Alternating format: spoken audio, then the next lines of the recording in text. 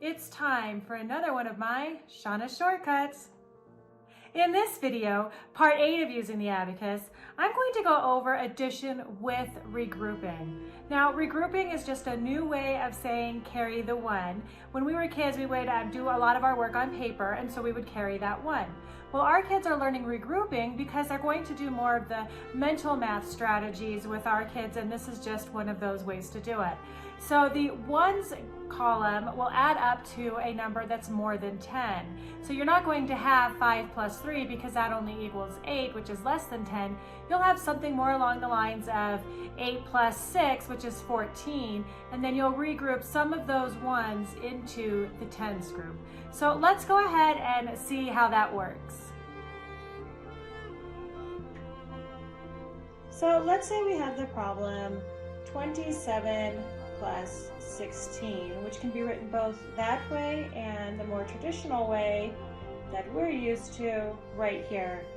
And like I said, regrouping is just a fancy way of saying that we're going to carry the one. And let's go ahead and see why that is. So we're going to take 27 and we'll break that down into tens and ones. So we have our tens here and our ones here, and if I add them together, I would get 27. And I'm going to do the same thing for 16, which is 10 plus 6, again with my tens and my ones. So then we're going to add our tens, 20 plus 10, and get 30. And then we're going to add our ones right here and get 13.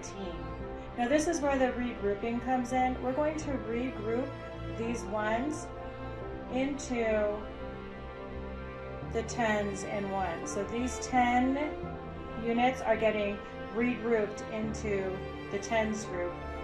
So now we have 30 plus 10, which gives us 40, and then we have the 3 ones.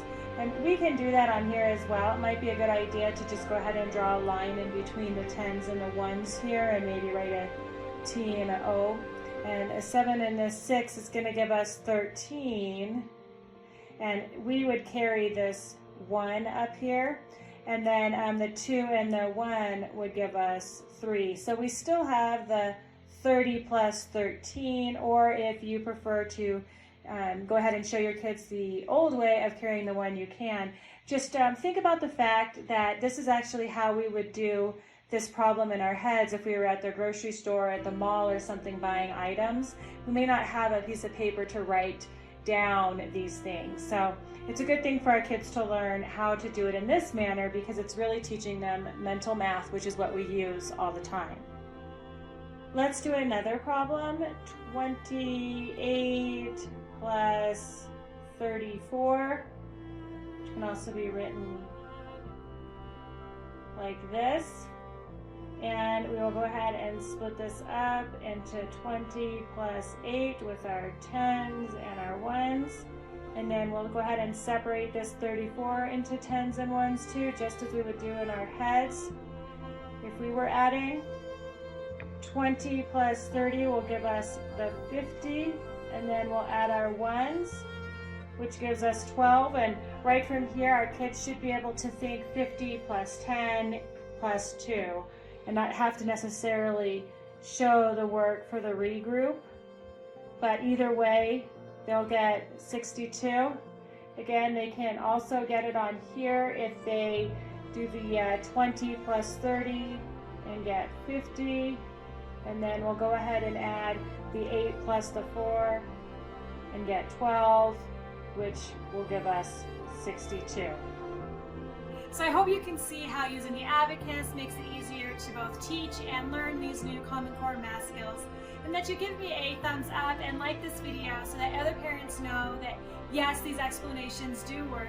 And make sure to hit subscribe if you haven't already. When you hit subscribe, it lets me know that you do like these videos and you would like me to keep going. Thanks so much for watching, and as always, happy learning.